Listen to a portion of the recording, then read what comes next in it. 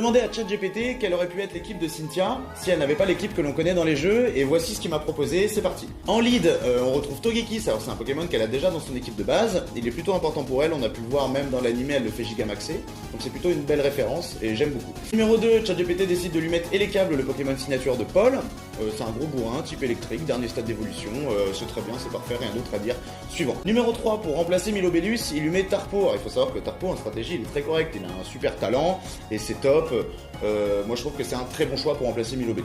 Numéro 4, Maganon. Alors on est un peu dans la même veine que Elekable, il est très bon, c'est un type feu pur, très solide, dernier stade d'évolution, en plus c'est un Pokémon qui représente beaucoup la 4G, donc c'est top.